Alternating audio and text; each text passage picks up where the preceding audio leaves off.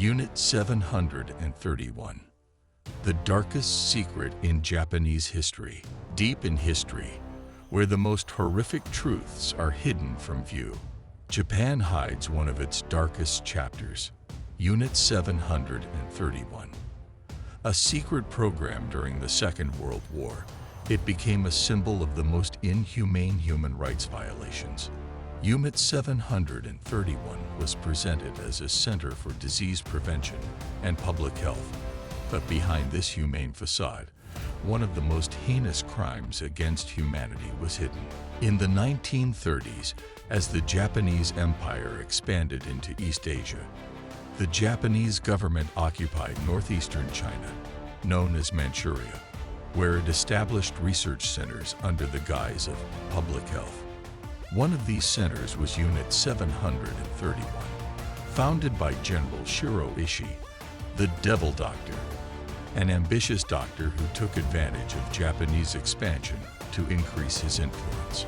The empire sought to become a superpower, and biological weapons research was one of its tools to achieve this goal. But that required unimaginable human experiments, kept in stark silence behind secure walls in occupied Manchuria. Unit 731 was hidden in an isolated facility, nicknamed the Disease Purifier, but it was far from a public health goal. Operations were conducted in complete secrecy, including alleged scientific research that began with human experimentation on diseases. The facility featured sections for vivisection without anesthesia, experiments exposing humans to dangerous biological agents such as anthrax and the plague, and tests of the effects of freezing and heat on human organs. There was no limit to the pain these victims endured, as they were treated not as human beings, but as worthless pieces of wood, as Japanese scientists describe them. While the world's eyes were focused on the conflicts of war, human lives inside Unit 731 were torn apart in unspeakable experiments. Living bodies were dissected to see how infections affected their organs. Prisoners were forcibly herded into chambers filled with poisonous gases or deadly bacteria to observe the results. In the frost experiments, victims were subjected to extreme freezing conditions to study the effect of clotting on skin and organs.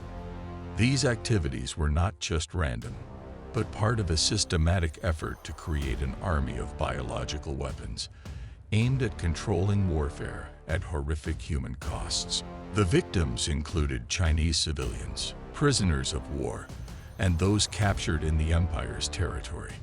They included women, children, and even infants, whose age and physical condition were no barrier to the execution of these crimes. In addition to torture and experiments, Unit 731 was working on a strategic plan to develop biological weapons. Experimental attacks were launched, relying on spreading diseases through water and food, and even using insects infected with the plague. As World War I drew to a close and Japan was defeated, the empire did its utmost to hide traces of Unit 731. Facilities were burned and documents relating to the experiments were destroyed. However, the truth remained in the testimonies of some survivors and secret records that were later discovered.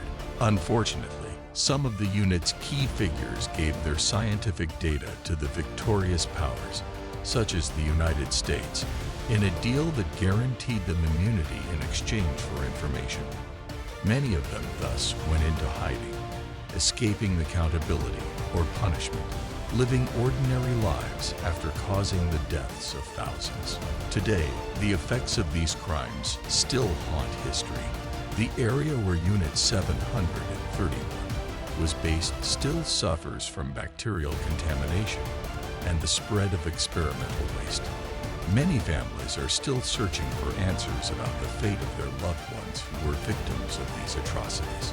But what adds to the pain is the widespread denial, not only by the perpetrators, but also in the silence of some official institutions in Japan. From this story emerge profound questions about ethics, science, and the violation of human dignity. Unit 731 reminds us that ignoring human rights at any time and place can lead to irreparable disasters. Unit 731 is not just a memory of the past. It is a warning to humanity about the dangers of scientific progress when a sense of morality is lost. Today, the site of the unit in Manchuria is a museum that tells the stories of the victims. But the question remains, have we really learned from this dark history? Subscribe to the channel and watch the videos to learn about the most important events, stories, and secrets.